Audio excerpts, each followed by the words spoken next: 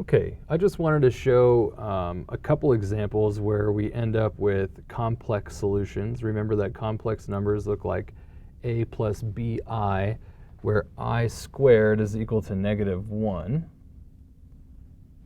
and that defines the imaginary unit. So not every course uses imaginary numbers, but if yours does, here are a couple examples for you. For the first one, notice that x squared plus 1 equals 0. That is actually a sum of squares. And a sum of squares can be nicely and quickly factored into x plus I, in this case, times x minus I equals 0. And again, the reason why this works is in the end, we have I times negative I, which gives you negative I squared, which means negative times -1, which is +1, and that's where that comes from. Double check how to go from the sum of squares to this solution for this particular case. So we can use the zero product principle to say that x plus I equals 0 or x minus I equals 0, and then solve both of those equations. Okay, to obtain x is equal to negative I and positive I to state it as a solution set. So just remember the sum of squares does factor. It gives you something with the imaginary unit. How about this one, a trinomial with an I right here in the middle? We can solve this quadratic equation using the quadratic formula, or we can try to factor it. And I set this problem up so that it works to factor. Let's check it out. We could use method 1, 2, or 3. How about method number 3, which says multiply these two guys first to give 24. Now here's the weird part.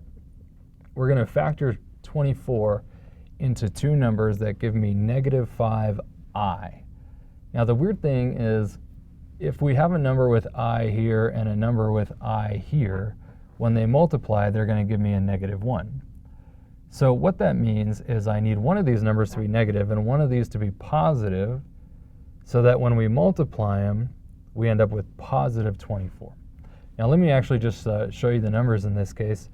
-8i times 3i, -8 plus 3, that's where we get the -5. So indeed, that would produce -5i, but we just need to double check.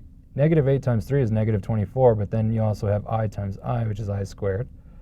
So you end up with, here, let me just write it here. -8i times 3i gives us -24i squared, which is -24 times -1, which is +24. So indeed, that product does equal 24. It adds to the middle term. We can use it to find solutions by factoring. So just be careful when you're working with a trinomial and complex. If you're looking for a positive number, one of them actually has to be negative, the other positive, because you throw in these i's as well. Kind of a weird thing to get used to.